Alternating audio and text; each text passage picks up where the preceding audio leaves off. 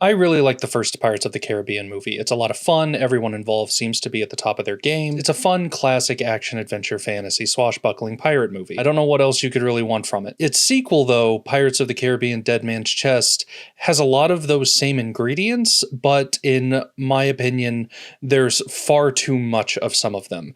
And I've been saying for years that if you cut 30 minutes out of this second movie, you would have a really solid sequel. And that's what this video is about. So in the spirit of not wasting anyone's time, let's jump right in. So here I am in Premiere, and as you can see, I've already taken one pass at this whenever I was developing the ideas for this video.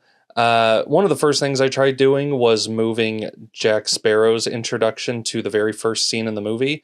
This was actually how the movie was intended to start. If you listen to the writer's commentary, they talk about how they originally planned for the scene with Captain Jack Sparrow and Gibbs here on the ship singing the song of the Dead Man's Chest, because if the movies had fallen that way, then it meant that each movie would have started with someone singing. In the first movie, it's young Elizabeth. In this movie, it would have been Gibbs. And in the third movie, it's the big song that all the people sing whenever they're being taken to the hangman's noose. So that was the intention, but obviously in the movie we got, it opened on the marriage of Will and Elizabeth that never came to pass. So I went ahead and gave it a try to see what it looked like. And honestly, whenever I did put this scene up front, it is very clear just how obvious this was that it was supposed to be the first scene of the film. I'll play a little bit of it here. And then, yeah, cut on him saying dead man.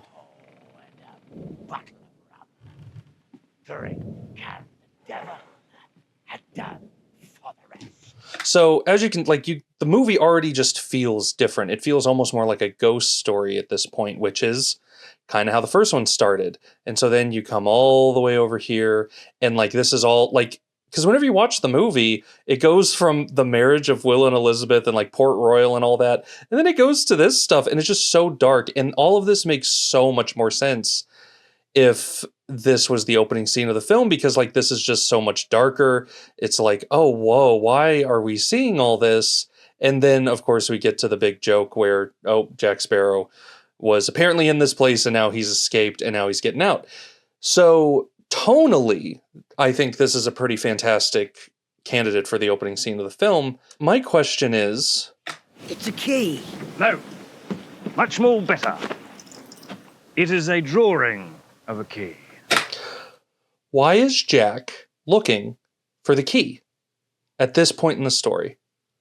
Davy Jones is not after him yet. So why is Jack looking for the key right now? Because as we discover later, he gets the, your time's up, buddy message from Bootstrap Bill right here, and it would make sense for him to start looking for the key now. And I went on the internet to try to find some answers to this, see if I had just missed something. But no, it's all oh, well, Jack, was probably aware that his time was coming, that his time was almost up on his deal with Davy Jones. That's probably why he wanted the Black Pearl back in the first movie.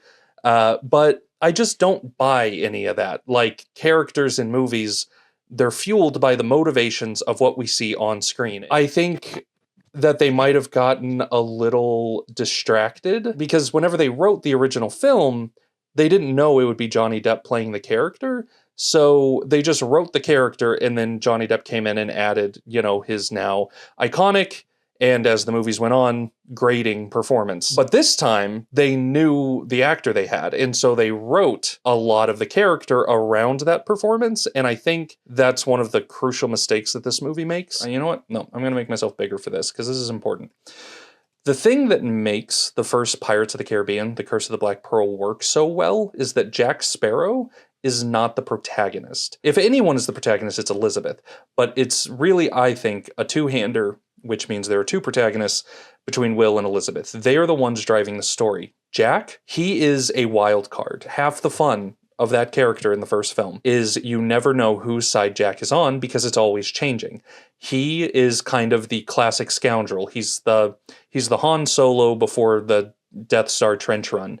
He is out for whatever is best for him and nobody else. That's what makes him such a good character. But because it was Johnny Depp, he was already a big star, but Pirates of the Caribbean was the thing that, truly made him a movie star in the way that we think of him today. It was such an unexpected performance, especially in a Disney film. And obviously everybody loved it, but then they just kind of leaned a little too heavily on that in the sequel. And I think that's one of the big problems with this one, and then especially the third one, and then you get to the fourth one, I can't even handle talking about the fourth one, but like, these movies work best when Jack Sparrow is not the focal point of attention. He can have his own thing going on. He always has his own agenda, but he works best when he is a supporting character in someone else's story. And I am in the process of writing a video essay about that same topic and kind of how I think some other shows and movies kind of get this idea right. So if you normally watch my channel because of the video essays, don't worry, I'm still doing those. This is just another type of video I like doing because I'll be perfectly honest, editing is my favorite part of any sort of filmmaking, video making process. And this is a way for me to share my love of the art of editing, the ways in which movies are structured can influence the way that we perceive them and the way that we perceive the characters and how they can sometimes help accomplish the goals of the film, either thematically, character, plot, whatever. That's the thing that's so frustrating about Dead Man's Chest. There are great moments in it, like all of this is so well directed, it's all so well realized. It's just once you get to the story part that, like Jack Sparrow doesn't have a heading, he doesn't know what he wants, and that's clearly all, like coded as like his crush on Elizabeth or whatever. But if he's trying to find the dead man's chest, which is what that key is supposedly for, why doesn't he know? Like, it just doesn't make any sense. I think I'm going to cut this first scene out because, again, it just doesn't really add anything to the story. I am going to go ahead and I'm going to start editing what I think should be the first Jack Sparrow scene instead, and then I'm going to come back, I'm going to show you what I did, I'm going to talk about why I made the decisions I made. So, I'm going to speed up now.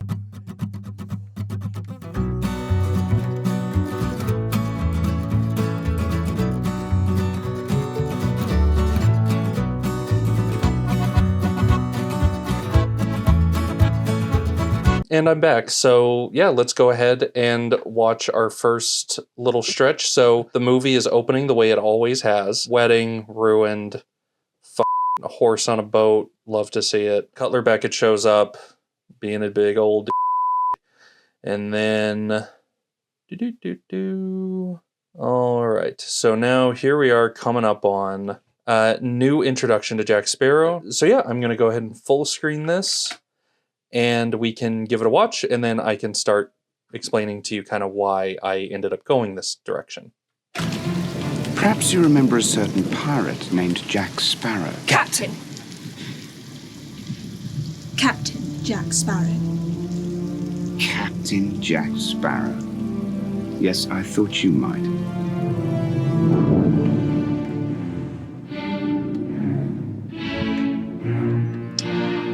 So, okay. This isn't as fun as the coffin fake out, but we are getting some crucial character moments here with the compass, he's struggling, and now, watch what happens by making this his first scene. Why is the rum always gone? A character's first line in a film can be incredibly meaningful if you want them to be, and I personally think that this is a more surprising and engaging way to introduce Jack in a sequel to Pirates of the Caribbean, Curse of the Black Pearl. He says why is the rum always gone? First line, Elizabeth. We just saw her. It's all connected. This feels much more like a thematically cohesive moment. And the reason why I think this works so well is because that scene with Jack Sparrow escaping the prison and the coffin and the whole wacky thing there, that was supposed to open the film. So if that had been moved to the front of the film, boom, this is likely where this transition would have been. This is why feels like such a good, well-written moment. We are essentially up front now immediately establishing the stakes of this story. Will and Elizabeth are in trouble with Beckett, Jack is in trouble with Davy Jones, and we also get a glimpse of what's coming after Jack right here. And then we get to the stake raising of this with the letters of marque, the pardon. And so now, because originally in the film after this scene with Beckett... Bring back that compass. Or there's no deal. So yeah, originally it cut from Will to Jack here, but now it's going to cut to Will meeting with Elizabeth in prison. Bring back that compass, or there's no deal. You're not. You can't be here. I think you'll find he can. Mr. Swann.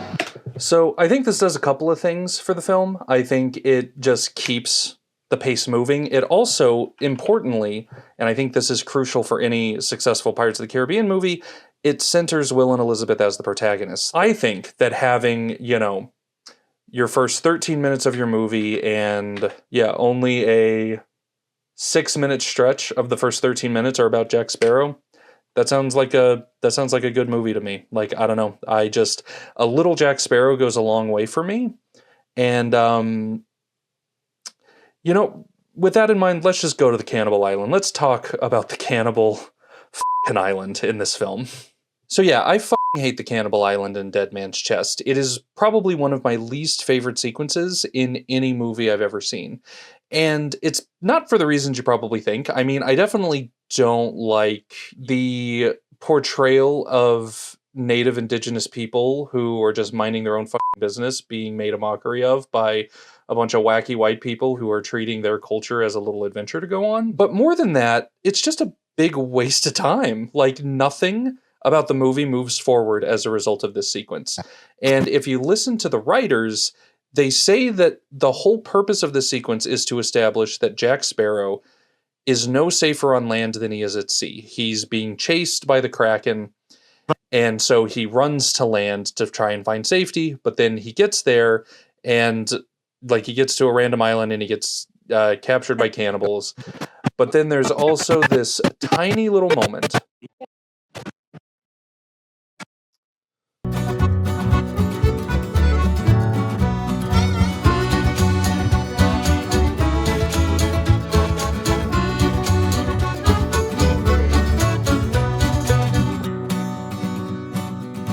So, okay, I found it. It's when he's grabbing this rope to try to escape, and then he finds a thing of paprika, and it has the East India Company on it. As far as I can tell, this one moment right here is the entire reason this sequence exists.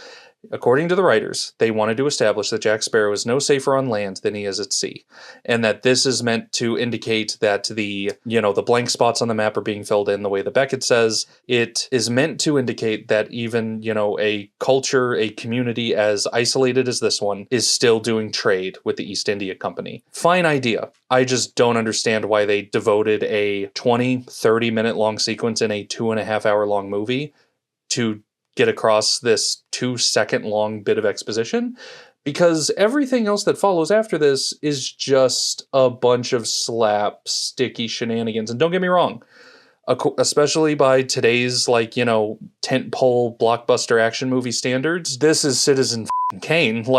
This is just in terms of just how inventive they are with these set pieces.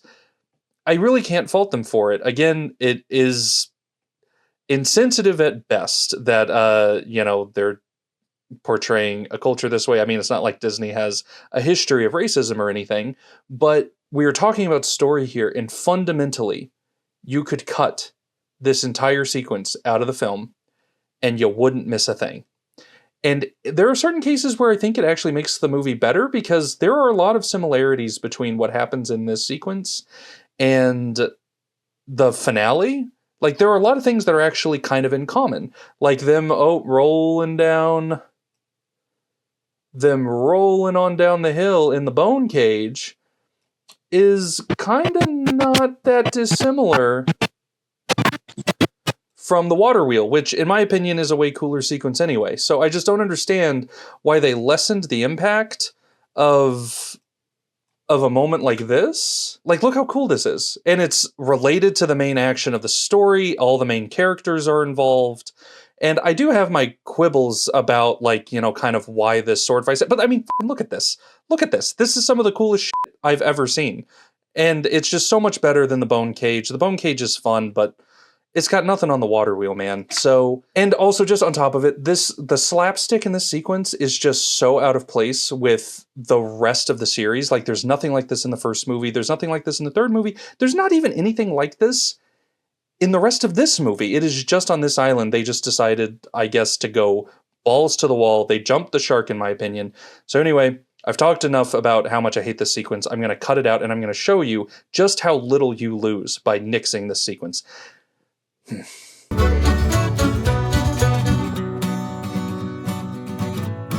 So I was looking at this earlier, and I couldn't quite figure out. I really wanted...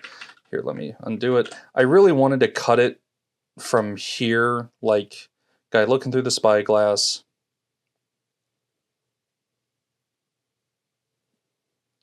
Boom, and then cutting after that. But I don't know. I think I got to get Will on that island. And so I can't cut out, you know, the whole Cannibal Island completely. Like, there has to be some trace of it just because it is baked into how the characters get around, but I can try to undo just kind of some of the dumbest diversions they do.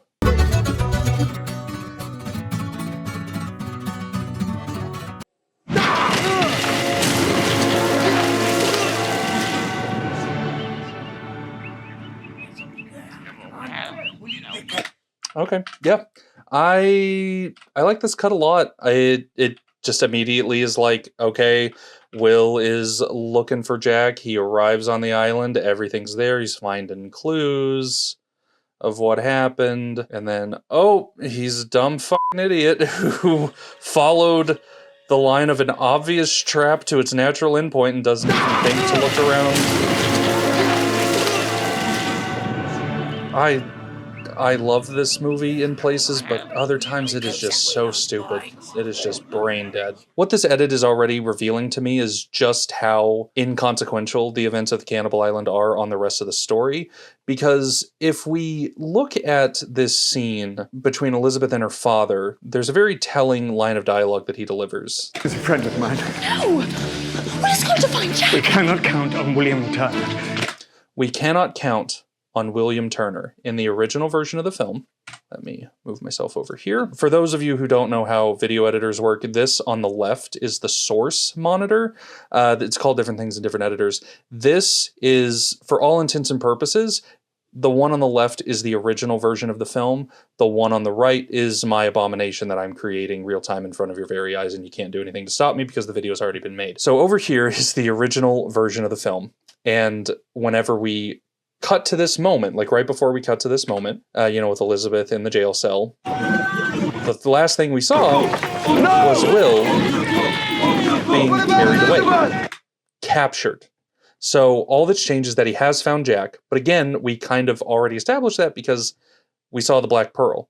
If the Black Pearl's there, Jack is likely on this island. So now we're finding Will at the end of this moment in the original film in the exact same state he was here, where he is captured and isn't going anywhere.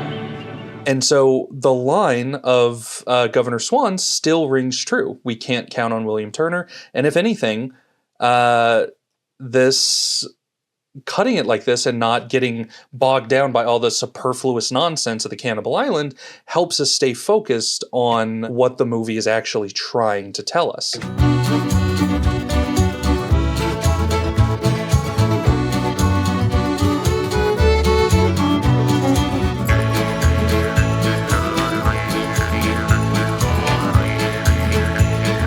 And I'm back. So originally I was going to use this time to show you kind of the edits I made to the Cannibal Island, but I wound up making a discovery, and I want you to go on this journey with me. So let me just resize myself real quick.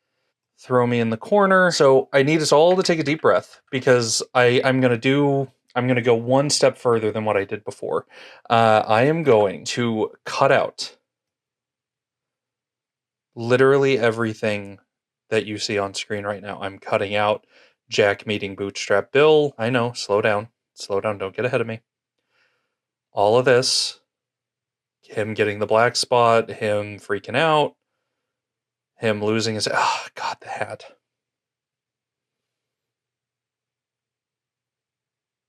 Oh, wow. Okay, hold on. The hat is a tough thing to lose.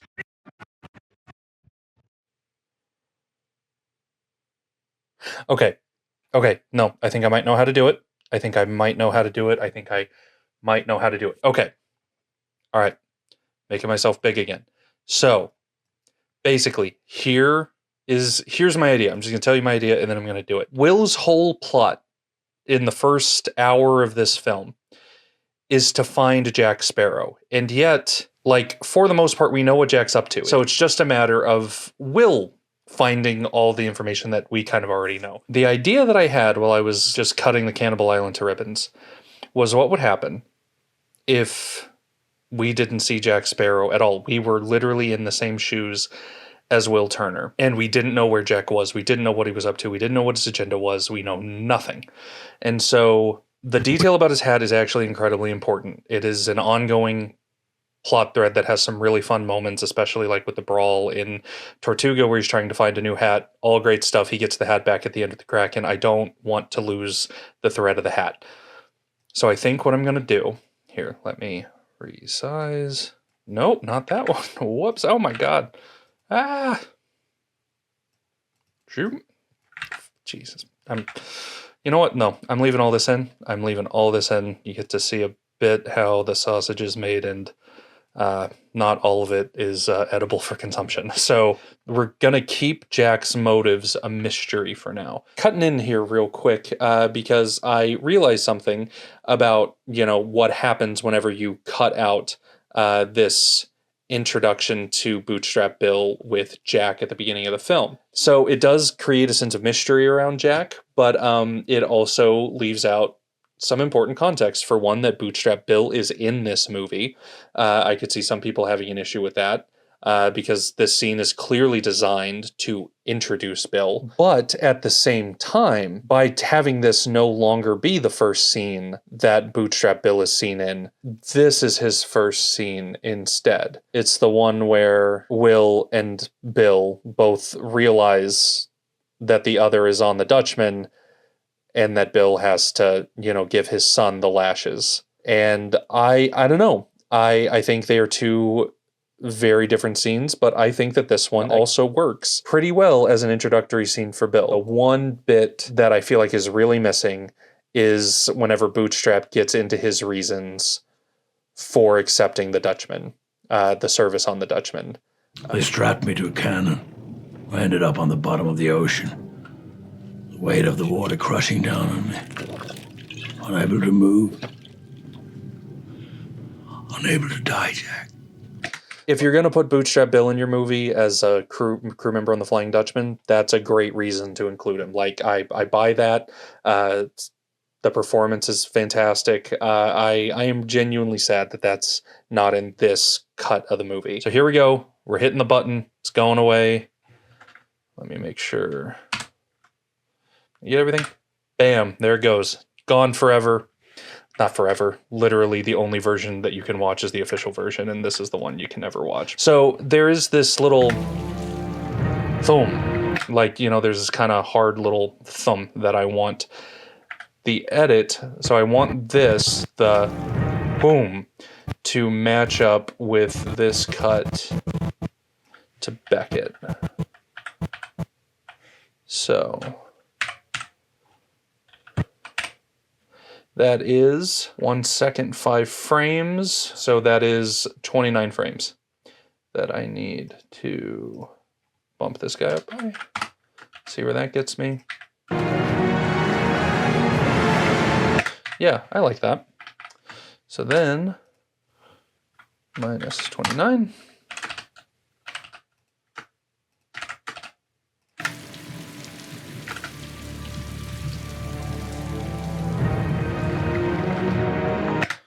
Okay, that sounds good. Let's see how it sounds with the rest of it.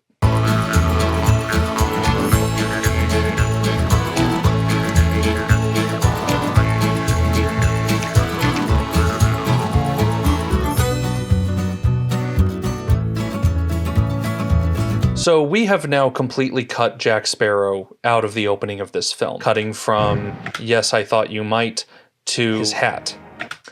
And then we see the people who obtain it get eaten by a big monster. And I feel like that's a pretty good setup to a mystery in your movie. It's kind of throwing you into the middle of something. And as the audience, we are now kind of in the same exact position Will is in. He just wanted to get married. Now he's got to go off and find Jack Sparrow. He has no idea where Jack is or what he's up to. And now in this cut, neither do we as an audience. So now Will takes off on his mission. And I don't know if I updated you on this in earlier. Genuinely can't remember. I originally had Will go to the island. I thought that I couldn't not get him on that island in some way, but I've since decided I am going to cut straight from this guy talking about the ship with black sails. Cannot say about Jack, but you find a ship there. A ship with black sails. And then we cut to Elizabeth. So what this does now, whenever Elizabeth and her father have this exchange, We cannot count on William returning. not even we, the audience, know what's going on. Like now we don't even know if Will is actually going to deliver or not. I feel like this version of the cut, it does feel much more, I don't quite want to say Game of Thronesy, but like just in terms of that idea of the political machinations, you know, like people are up to something, they all have a different agenda. That's something that this series loves to do. But now, you know, like we are, again, focusing primarily on Will and Elizabeth, and Jack just happens to be intersecting with their story. By not having put Will on the island, this is now going to be our first look at the Cannibal Island. We have no idea what the ship's doing here. We don't even know if Will has found this place yet. Pintel and Rigetti get to shore. They're gonna, you know, salvage the ship. They hear something crazy's going on. And then we cut to Elizabeth stowing away on this doomed vessel. So now we are closing in on 20 minutes, and the adventure really hasn't started yet. And that also holds true in the theatrical cut. But right now, we're at 18 minutes, whereas in the theatrical cut, almost 45 minutes in, this same point in the movie. And this is where all these different edits we've been making so far kind of culminate. This originally started as, you know, what's an out-of-the-box way that we could reintroduce Jack Sparrow to this movie. And the writers, the original filmmakers, were like, let's give him another wacky entrance right at the start of the movie. It was originally meant to be the opening scene. Could not wait to get to Jack Sparrow. What we have now done is we've made you wait for Jack Sparrow. Actually, hold on. So picture it, Sicily, 1944. No. I'd like you to now imagine that you're sitting in a movie theater in May of 2006. You loved the first Pirates of the Caribbean movie. Stone Cold classic, still holds up to this day. Fantastic film. You've been waiting 3 years for the sequel. The movie begins, and the first thing you notice is the new Walt Disney Pictures logo. I'll be perfectly honest, I still liked the ones from the 90s better, especially the one that was in front of the original Pirates. I thought it was just a lot cooler and was way more thematically appropriate than whatever this is. But yeah, for those of you who weren't there, this was the first movie to feature what is now kind of the standard Disney logo, was Pirates of the Caribbean Dead Man's Chest. And boy, oh boy, I hated seeing that whenever I was a teenager because it wasn't as cool and gritty as the logo they used from the first movie. So didn't love that. Also didn't love them putting the Jerry Bruckheimer logo up front. I really liked that the movie just started, but whatever. Okay, well, now I'm complaining about my own cut of the movie. Oh, shit. I should edit in the original logo. Okay, I haven't burned the original movie because I wasn't planning to use it for this, but before I upload this, I will find a way to get the original logo in here, and I will cut to it right now. Yeah, so turns out I was completely mistaken. This is the logo I was thinking of, but as you can see here in the timeline for Curse of the Black Pearl, which I've now brought into Premiere, it doesn't show up. The movie just starts and the title comes up. What I was actually thinking of was the trailer. So yeah, that's what I was thinking of. I always thought it would have been cool if every Pirates movie could just kind of start the way that the first one did. It was just so unique. I had never seen a movie open without any logos before. I thought it was super cool. So instead of putting, this guy in front of Dead Man's Chest, I actually just went ahead and did an homage to the first movie, and I just have it start now with a thump thump. Title comes up, And then something else that always kind of bothered me, I didn't like how in the original, wow, just moved myself over. Now I have to move over again. So like this first title comes up and then the subtitle, that just never felt right to me. I liked how, the title showed up in the first movie. So they do the same thing in At World's End. I think it's more appropriate there because it is kind of like the final one in the trilogy. I think it makes the most sense to have that title. Here, let me just bring up what I'm talking about because believe it or not, I have brought At World's End into Premiere, and I have, as you can see here, already started playing around with some edits, and I will be making a video about At World's End, so if you would be interested to kind of see where this groundwork I've laid is headed, go ahead and subscribe. I will be making a video about At World's End as well. But what I am talking about here is, everyone's singing, and then the title comes up again.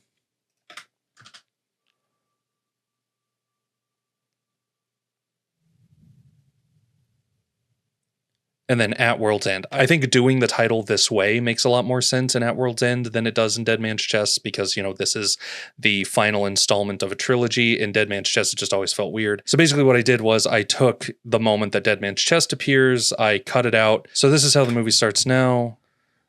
Pirates of the Caribbean, Dead Man's Chest, fade out at the same time.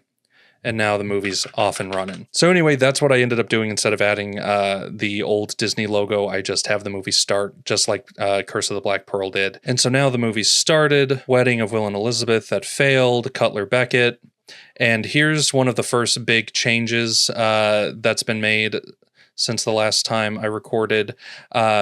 Originally here, we cut from Beckett to the hat. I've since moved that to later in the film. I think that you'll see that it works a little bit better. So this particular cut is now focused exclusively on Will and Elizabeth up front. So as it's going, we cut straight to Will meeting with Beckett, and this is a deleted scene that I added back in where you get a little more context about the East India Trading Company and what they're doing in the Caribbean. Well, we are east of India, just the long way round. And then just a nifty little thing here. The color grade didn't match, so I just kind of tweaked it a little bit to make it match the stuff around it. And then I had music come back in to kind of smooth it out. After all, when goods don't cross borders, then armies will. And then the scene takes off. Letters of marque. I also smoothed this transition back out, that harsh sort of like the strings. I don't know what it was, but I smoothed this back out because that sting just never felt quite right to me. So here's what it sounds like now. Bring back that compass, or there's no deal. You're not. You can't be here. Yeah, that feels a lot smoother to me, a lot less kind of like random jump scare. So going along, Will looking for Jack, ship with black sails, cut back to Elizabeth. Her father tries to help her escape. She slips away anyway, gets Beckett to sign the letters of marque so that they're actually valid. And now here we are, Pintel and Rigetti. Something that I've really kind of discovered, especially once I started meddling with At World's End, is that, and I'm pretty sure this was intended by the writers, but they're very much like the Rosencrantz and Guildenstern of this series. And I think utilizing them in this way, that they're kind of our access point for, the main piratey adventure. Because, in the first movie, they are the first pirates that we sort of meet. They're the first ones who really terrorize one of our main characters in dialogue, like Will was terrorized by some just randos that we never see again. But Elizabeth was terrorized by Pintel and Rigetti. They were kind of our first glimpse at the pirates that crewed the Black Pearl. And so I think it's honestly kind of cool that they are kind of our gateway into, the actual non-Will, non-Elizabeth story starting. And once I get around to make my At World's End video, you'll see that I kind of continue that trend in the third film. And so now it cuts from them to Elizabeth on the ship, and then it cuts back to Pintel and Rigetti. So before I cut to this big wide shot of everyone running, but That just didn't make sense to me the more I thought about it. We started with Pintel and Rigetti, and so I just wanted to stay in their perspective. You know, whenever we cut back to them, cut back to the cannibal island. So this is what this transition looks like now. I want you to search the ship and find her. Oh, and she's probably naked.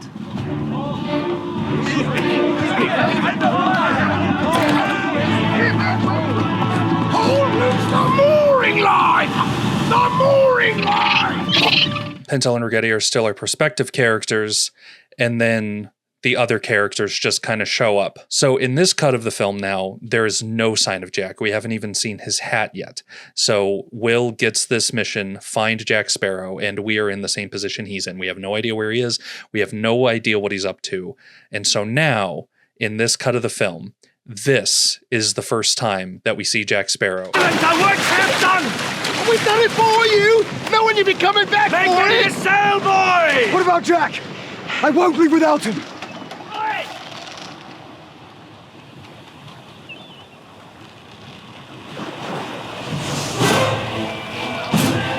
Never mind, let's go! Cast off those lines!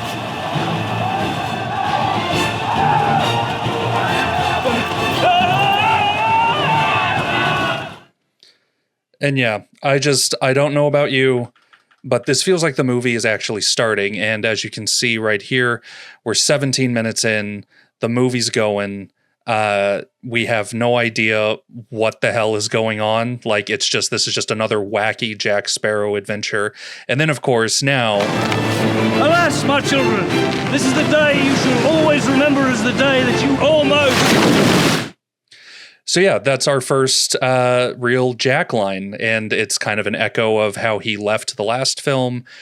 It's just all kind of perfect. Yes to the first, yes to the second, but only insofar as we keep to the shallows as much as possible. That seems a bit contradictory, Cap. And now, you know, whenever he shows up, he's just already giving orders. He's so much more assured and yet still frightened. Like, you know, he doesn't want to go out to open sea. We don't quite understand why, but he just feels more like the Jack Sparrow from the first movie to me. And then the ways in which he's more vulnerable, the ways in which he's struggling are kind of now going to be revealed to us as the other characters start to realize it. And it's something that we get to engage in as the audience. So I'm going to keep playing the scene just so you can get a sense of just how different Jack feels as a character if this is the point at which he enters the movie. Jack, Elizabeth is in danger. Have you considered keeping a more watchful eye on her? Maybe just lock her up somewhere? She is locked up in a prison, bound to hang for helping you. There comes a time when one must take responsibility for one's mistakes. Do you see how, like, literally this conversation is kind of just giving away the game that, like, nothing on the Cannibal Island mattered. Like, the characters couldn't talk to each other. They were just running around doing shit. Like, this is now where, like, the plot is actually beginning to move forward. And here... I need that compass of you. Coming up here is where I added the deleted scene right here. So, you get the compass. You rescue your bonny lass yet again. Where's my profit? I will deliver to you the letters of marque. You will be granted a full pardon and commissioned as a privateer in service to England. Accepting those things is what you want me to do for you. Agreed. But what will you do for me? Anything. Mr. Gibbs. And so now the scene continues, and just already here, you can just feel the machinations of Jack Sparrow. This feels more like the character to me. It feels like he's a step or two ahead, and everyone else is trying to play catch up, including the audience. That to me was one of the most fun parts of the original Pirates, and it's something that we lost because the movie wants to have its cake and eat it too. It wants Jack to be a scoundrel, someone who's always scheming and throwing people under the bus like he did in the first movie. But Dead Man's Chest also wants us to be more on his side. It wants us to empathize with him more. And a lot of those early scenes are dedicated to that purpose. But if you cut them out and start here, he just feels more like the pirate that he is, and that he's scheming and he's just trying to find ways to use things that other people need to his advantage. So the rest of the scene pretty much plays out the way that it did in the original cut, only now we're going to cut from this to Jack's hat. I think it sets up the threat of the Kraken well, especially right before we learn about it from Gibbs whenever they go upriver. How much do you know about Davy Jones? Not much.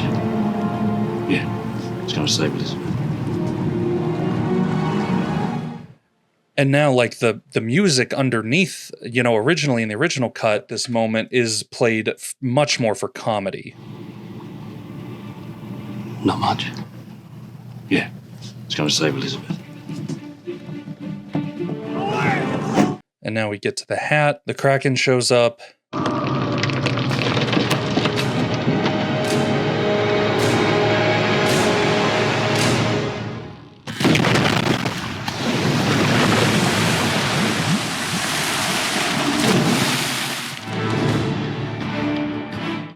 Yeah, that just works a lot better to me because, you know, you see a ship get devoured and then it cuts straight to the Black Pearl and it's like, oh, okay, that must be a reason why Jack doesn't want to go out to open sea. And like, it's also kind of foreshadowing what's going to happen to the Pearl later. Another benefit to this approach is that, you know, earlier I was complaining about like, why is Jack looking for the key if Davy Jones isn't after him yet? But structuring the film this way solves that problem because now by the time the drawing of the key shows up, Jack just has it. So the audience could assume like maybe that's what he was doing on the island, is that he was trying to get a hold of this, or maybe he already had it on him. But the point is that like, by this point in the story, Davy Jones is after him, and this key is directly relevant to his story. And so it just adds it all together to be that even if Jack may not know what he wants most, he at least does have a plan to get himself out of trouble. In the movie we actually got, he's just kind of doing wacky stuff because he's Jack Sparrow, and, you know, we want to just watch Johnny Depp, you know, do his little walk and mug at the camera. But here, like, this actually feels like a movie that's interested in telling its own story. I feel like so many big blockbusters like this are just terrified of having any sort of, like, quote-unquote, slow beginning, but just because you don't have a big dumb action sequence doesn't mean your movie is slow. It's whether or not the scenes that are there are actually contributing to the forward momentum of the film. Once you get to Davy Jones, this movie, it just takes off and it never stops. Like, the movie gets so much better the moment he steps foot on screen. And it is just insane to me that that is a character that you would keep out of your movie for the entire first hour. And I am not kidding. Okay, so this is the original version of the movie. If I type in 1000000, that is 1 hour, 0 minutes, 0 seconds, 0 frames. There he is. 5 men still alive. The rest have moved on. Yeah, where does his foot actually... Boom, there's his peg leg. 59 minutes, 57 seconds, 19 frames. In this cut of the film, he shows up at 33 minutes, 30 seconds, 10 frames. I'm not big on screenwriting books, but that sounds about right for the end of the first act, beginning of the second to me, right? I mean, and now the entire movie itself is right at about 2 hours. Then that's with credits. So, and yeah, like the ending of this movie is my favorite part of it. Like Barbossa coming down those stairs. Spoiler alert, by the way, Barbossa's alive. Oh, let me move myself right there. So yeah, cut to black before 1 hour, 55 minutes. That's a perfect blockbuster to me. Like most big budget blockbuster movies do not need to be as long as they are, especially if they are 2.5 hours long. Odds are, you can cut 20 minutes out of the movie and you would be fine. And you would probably have a leaner, better, more enjoyable film overall. The fact that they are getting longer than 2.5 hours is frankly insane, and it needs to stop. If they are 2.5 hours long, you should be pretty discerning and critical of whether or not that movie used your time wisely. So anyway, yeah, that's Pirates of the Caribbean: Dead Man's Chest. It is a movie that I wish I liked more, and I hope that you can see kind of through this exercise why I wish I could like it more. Like, I do think that there was a better movie in there than what we got. And you might not agree. You might love every single thing that I took out and have been screaming at your phone or in the comments like this entire time.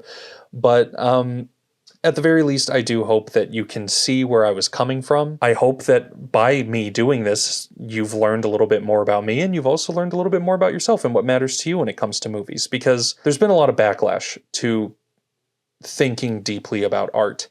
And all I can say to that is, whenever you think about art, your response to it, why it made you feel that way, it ends up giving you a deeper appreciation for the things you like. And I don't know why you would deprive yourself of that. Just don't watch On Stranger Tides. That one's bad.